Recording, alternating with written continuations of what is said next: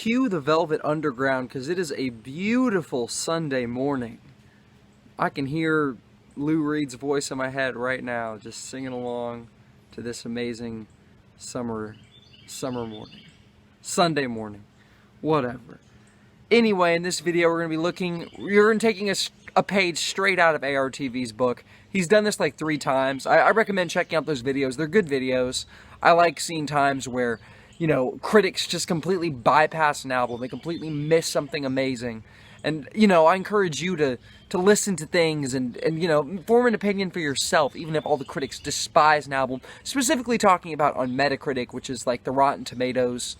It's literally the Rotten Tomatoes of music, where they gather up the reviews of a bunch of critics and then they give an album the overall score based, just the average score from every critic's review, just the average score. And these are albums where the average score just isn't high enough, or it's actually very low. And we're gonna hop right into it. This is 8 extremely underrated albums. Narrow Stairs. Oh my goodness.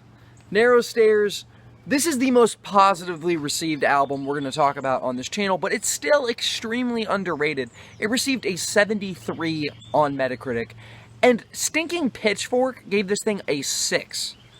Like, most of the reviews for this thing were positive, but a 70 on Metacritic is an album that is good. It's not great. 80 means it's great. 90 means it's amazing. There's barely any albums that are a 90, and then Fiona Apple's album hit 100. The very first album that's ever been 100. Still 100. It probably is going to stay that way. Usually the score changes when more critics add on to an album, but it's probably going to be up 100. Anyway, this is an amazing album. This Narrow Stairs is one of the best Death Cab for Cutie albums ever. The fans absolutely love it. Critics are kind of indifferent to it. Critics are indifferent to Death Cab for Cutie as a whole. Critics totally dismiss them. And they have a really strong fan base and really strong fan community. I went to a sold-out concert. There's a ton of people. But critics just don't care for these guys, besides Transatlanticism. And even that album, I would say, is underrated. Yeah. Strangers to Ourselves by Modest Mouse is one of my absolute favorite albums of the 2010s. This is an album I have listened to a million times. This is actually one of my favorite Modest Mouse albums, and it's really weird because critics have basically dismissed this album. It has a 70 on Metacritic, so the reviews are generally positive. Pitchfork gave this like a 6.3 or something, 6.4 or something. But critics have generally, Needle Drop gave it a 6, AllMusic gave it 3 stars, same as a 6. I mean, like, critics generally dismissed this and said it wasn't that good. Fans dismissed it and said it wasn't that good. I absolutely love this album. Modest Mouse is my all-time favorite band, and then like Death Cab for Cutie. But Modest Mouse is my favorite band. And I love this album so much. Like, this is one of the albums that really got me into them. I guess just for maybe just for nostalgic reasons. But I came back to this. I listened to this recently. Not for this video, not to refresh my mind on these albums, just because I love the album. Like, it's amazing. It's super underrated. This album got a lot of hate by music critics. I mean, I don't even know how the fan community likes this album, because people don't talk about Foster the People that much, and they really have gone downhill since Supermodel. But Supermodel, people completely missed it. It's a completely different album than anything they've made before. It is a concept album. It is an album that has a flow from beginning to end. It tells a story about materialism and searching for truth and meaning in the world, and taking drugs and psychedelics and nihilism and all kinds of stuff. It is a crazy, fantastic album. This made my list of the best albums of the decade, of the 2010s. I absolutely love this album. This thing is fantastic. It's different. It's actually deep. The writing, it has meaning. It is a layered album. There's a lot going on. It's actually complex, deep, mature stuff, and it's fantastic. Lunatic by Congos didn't get a lot of attention by critics or regular people. I mean, except for the song Come With Me Now, which was a humongous hit. Got like put in a bunch of commercials. It was played like on the radio, even like on pop stations. But this is an awesome album. Sometimes, this is what I encourage you to do. If you hear one song you really like, check out the album, or the artist in general. This isn't their only good album. They also made Egomaniac, which is also really good. I'm going to try to link everything down in the description. I've reviewed this album on the channel. I've reviewed Supermodel. I've reviewed Narrow Stairs. I have not reviewed Strangers to Ourselves yet. But I'll link all these down in the description. Anyway, awesome album. Traveling On is a fantastic song. Sex on the Radio is another really great song. And I'm Only Joking, the opener is really great. Hey, I Don't Know is awesome. This whole album is really awesome. The only song on here that's not great is As We Are. Falls a little bit flat, but besides that, it's an awesome album. All Things Bright and Beautiful is the best Owl City album. This thing is amazing. I love this album. This album received a 49 on Metacritic. This is one of the lowest rated albums of all time, I'm pretty sure. Like, I think it's maybe in the top 50? It's definitely in the top 100 of the lowest rated albums ever made. I'm sure it is. Which is just crazy.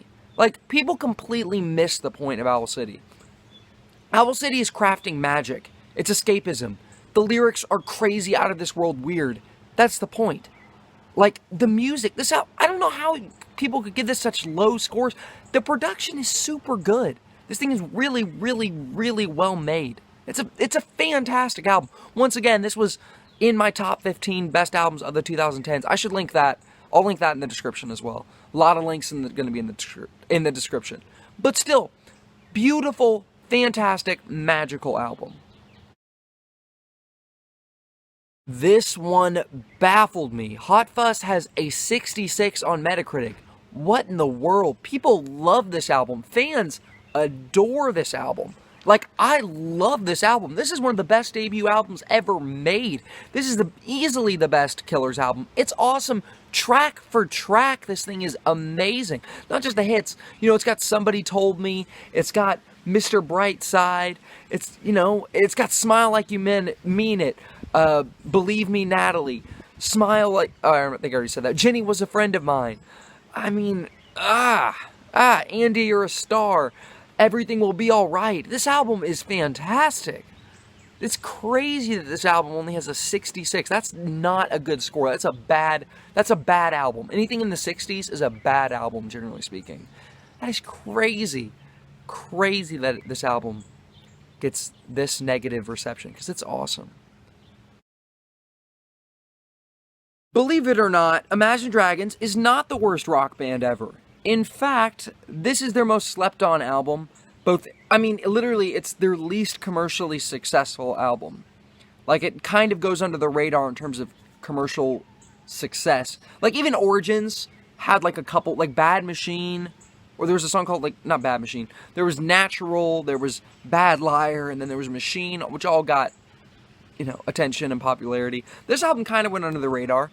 And it's awesome. It's the darkest Imagine Dragons album. It really does have a concept. They really follow through. The writing is really good. The production is really good. It's just a great album.